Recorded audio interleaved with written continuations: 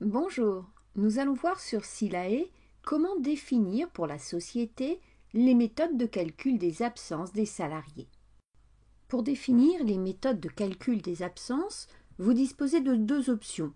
Sur la fiche Société, dans la section Méthode, pour le paramétrage général concernant tous les salariés, ou sur la fiche Salarié, dans la section Rémunération, dans la partie Absence.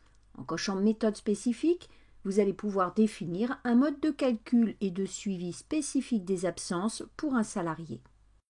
Sur la fiche Société, l'option Calcul automatique des maintiens sans comparaison avec le maintien légal vous donne la possibilité de choisir un calcul automatique en désactivant la comparaison du conventionnel avec le légal pour le calcul des maintiens.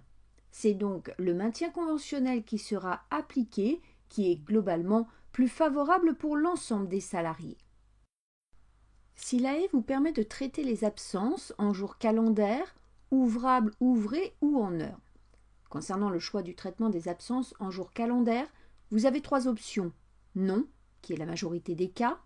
Oui, seulement pour les absences générant du maintien telles que maladies professionnelles et non professionnelles, accident du travail, accident de trajet, maternité. Et le choix oui pour toutes les absences.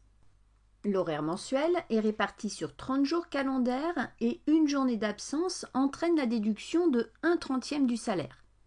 Si vous choisissez plutôt d'effectuer le suivi des absences en jours ouvrables, chaque journée d'absence entraîne dans ce cas la déduction de 1/26 du salaire.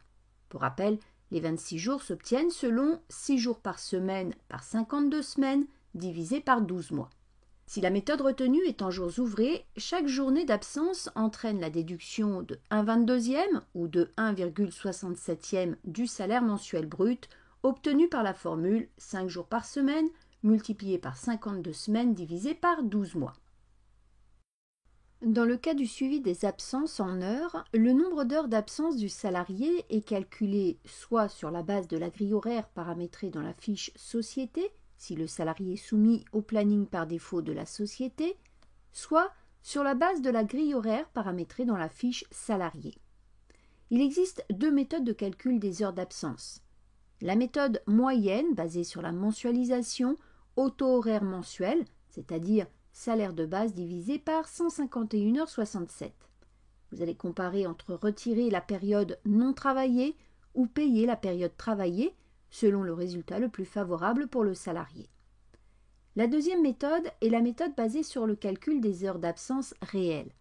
On retire la période non travaillée et la déduction est faite au taux réel du mois, c'est-à-dire le salaire de base divisé par le nombre d'heures réelles que le salarié aurait dû effectuer sur le mois. Le taux est donc variable. Concernant la déduction des heures majorées, elle se fait par défaut au jour le jour. Silae se base sur le planning du salarié afin de distinguer les heures normales des heures majorées chaque jour. Si l'entreprise déduit les heures à la semaine, cela suppose qu'elle déduise toutes les heures majorées en premier. Toujours dans la fiche salarié, dans la section rémunération dans la partie absence, vous avez la possibilité de définir un jour limite de prise en compte des absences. Passé ce jour, les absences nouvellement déclarées seront prises en compte le mois suivant.